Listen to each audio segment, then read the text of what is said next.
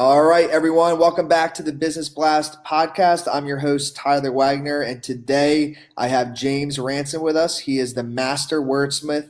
He's also a book coach, editor, and ghostwriter for entrepreneurs. And welcome, James. Glad to have you on. Thanks, man. Really great to be here. All right. The first question I have for you is, what's the best story from your life that has an underlying valuable message?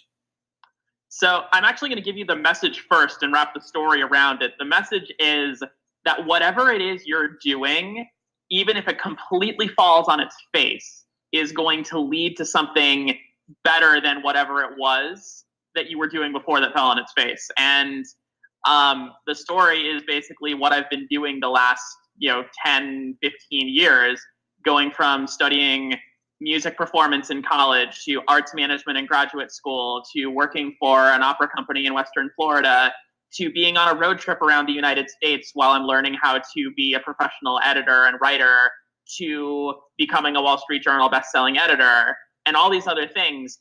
Every one of those either began or ended or both with a failure, with something completely not working.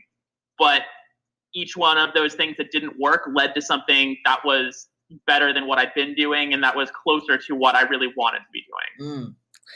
I love that. The next question is, what's the most valuable piece of information we should know that's within your expertise or industry?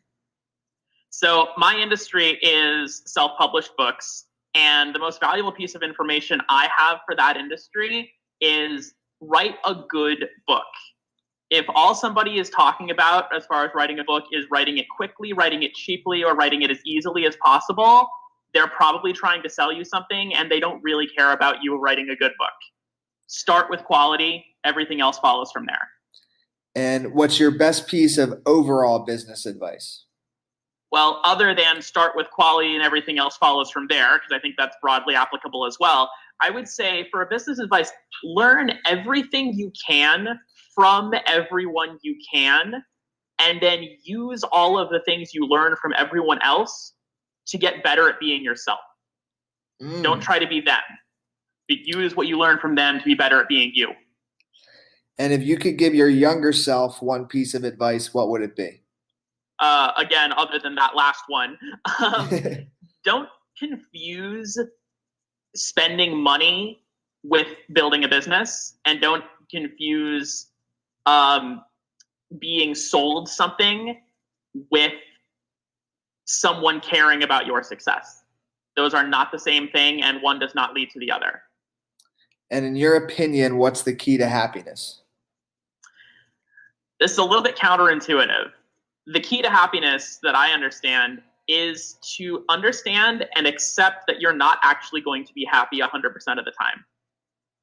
Once you understand that, you can start asking yourself questions like, okay, in the times that I am happy, what makes me the happiest? And in the times when I'm not happy, what is the kind of unhappiness that I am most willing to put up with in order to get the types of happiness moments that I want? When you're able to ask yourselves questions like that, you can start moving closer to a life where you're happier more often than not, and that also is more meaningful and more fulfilling than if you're just trying to be happy 100% of the time. And what's the best book you've read, and what was the number one thing you learned from it? Okay, that is an impossible question to ask an editor, but I will say the best book I've read recently is Deep Work by Cal Newport. And the number one thing I learned from that is the more time you spend on the internet, the less productive you're actually going to be. And what I've actually been able to start implementing in my life is only being on the internet for a couple hours a day. And I have already started doing a lot more work and being a lot more productive on my writing and my client work than I was before. And what's your favorite quote and why? Maybe another tough one for an editor.